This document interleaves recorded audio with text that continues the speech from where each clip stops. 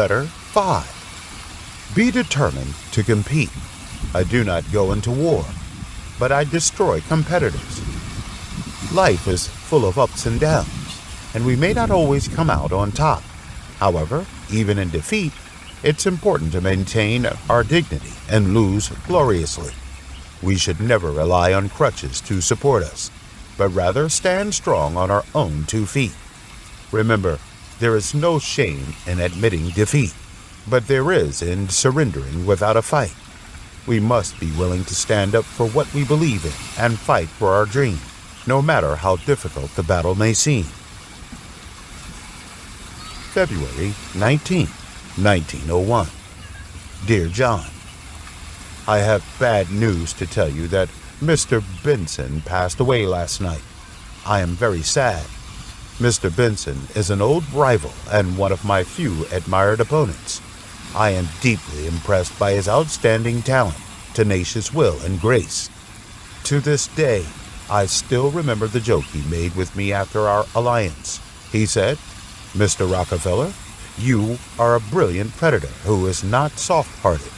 Losing to those bad guys would have made me very sad, because it was like a robbery. But playing with people like you, whether I win or lose, will make me happy." At that time, I could not tell whether Mr. Benson was complimenting me or praising me. I told him, "Mr. Benson, if you can replace the predator with the conqueror, I think I will gladly accept it." He smiled. I admire the warriors who are still fighting bravely against their enemy. Mr. Benson is such a person. Before Benson became my enemy, I had just defeated the nation's largest railroad company, the Pennsylvania Railroad Company, and successfully subdued the nation's fourth and last large railroad company, Baltimore and Ohio Railroad Company. Just like that, together with my most loyal allies, the Erie Railroad Company and the New York Central Railroad Company, the 4 major railroad companies in the United States, have all become tools for me to tame.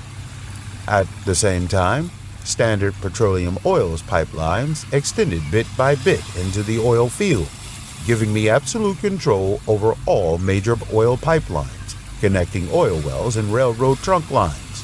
Frankly speaking, at that time my influence had been extended to all corners of the oil industry, such as oil extraction, refining, transportation, and markets. If I say that I have the power of life and death of oil producers and refiners, it is not a lie. I can make them wealthy or even make them worthless. But some people did ignore my authority, such as Mr. Benson. Mr. Benson was an ambitious businessman who wanted to lay an oil pipeline from Bradford to Williamsport to save the independent oil producers who were afraid of being crushed by me, and was also eager to get rid of me. Of course, the idea of making a fortune dominated him to bravely break into my territory. This oil pipeline connecting northeastern Pennsylvania to the west was laid forward at an alarming rate from the beginning. This brought me to attention. John, any competition is not an easy game, but a game full of vitality, requires close attention and constant decision-making. Otherwise, you will lose if you are not careful. Mr. Benson is creating trouble. I have to stop him. At first, I used a set of unskillful methods to start a contest with Benson. I bought a long and narrow land along the Pennsylvania state border from north to south at a high price in an attempt to prevent Benson from moving forward. But Benson took a detour approach and avoided my heavy punches.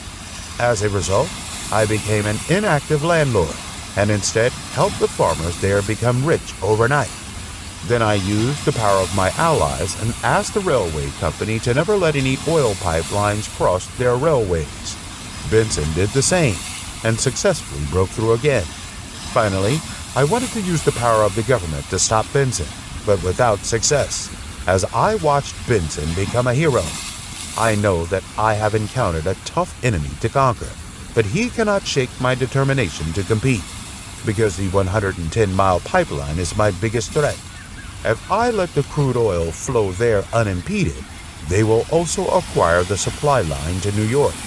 Then, Benson will replace me as the new owner of the New York oil refining industry.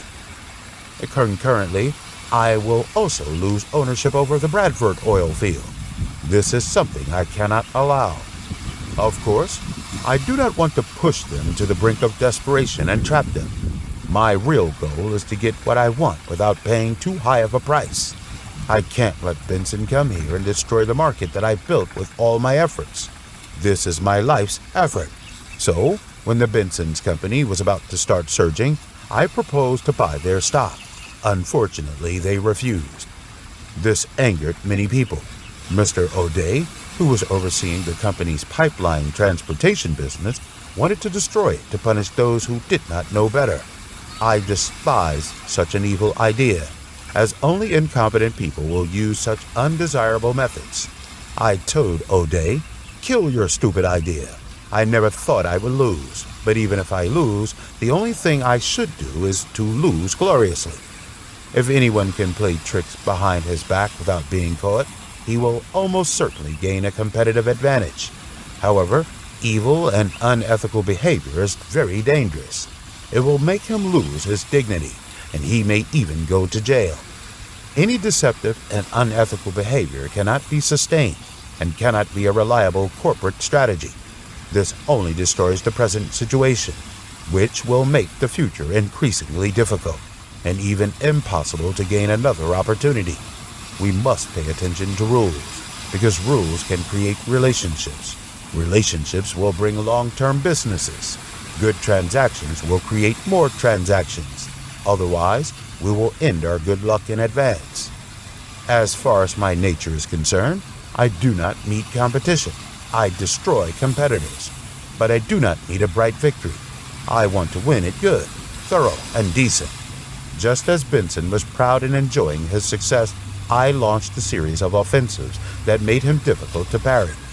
I sent someone to place a large amount of orders to the storage tank producers, asking them to ensure production and deliver on time, so that they have no capacity to take care of other customers, including Benson.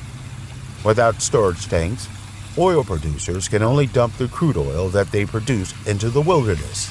Instead of accepting the oil couldn't be shipped, Mr. Benson made a loud complaint. At the same time, I drastically reduced the price of pipeline transportation, attracted a large amount of oil refiners who rely on Benson to transport crude oil, and converted them to our customers. Before that, I had already quickly acquired several refineries in New York to prevent them from becoming a customer of Benson's.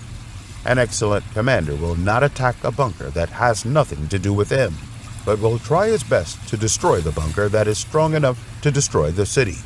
Every round of my attack hit places where Mr. Benson had no fuel, and I became the winner. In less than a year after the completion of the longest pipeline, Mr. Benson surrendered. He offered to make peace with me. I know this is not their original intention, but they are well aware that if they continue to fight against me, those who support them will only lose even more. John, every crucial competition is a battle that determines fate. Retreat means surrender. Retreat will turn you into a slave. The war is inevitable. Let it come. In this world, competition will not stop for a moment, and we will have no time to rest. All we can do is bring a steel-like determination to face all lands of challenges and competitions, and we must be in high spirits and happy. Otherwise, it will not produce good results. To win the competition, it is important that you stay alert. When you constantly see your opponent wanting to weaken you, that is the beginning of the competition. At this point in time, you need to know what you have. That kindness and tenderness may hurt you, but then you need to use all the resources to win the battle. Of course, to win the competition, courage is only one aspect of winning, and you also need to have strength. Crutches cannot replace strong and powerful feet. We must stand on our own feet and rely on ourselves. If your feet are not strong enough to support you, you should not give up and admit defeat, but should work hard to hone, strengthen, and develop your feet and let them exert their power. I think Mr. Benson, who is in heaven, will agree with me. Love, your father.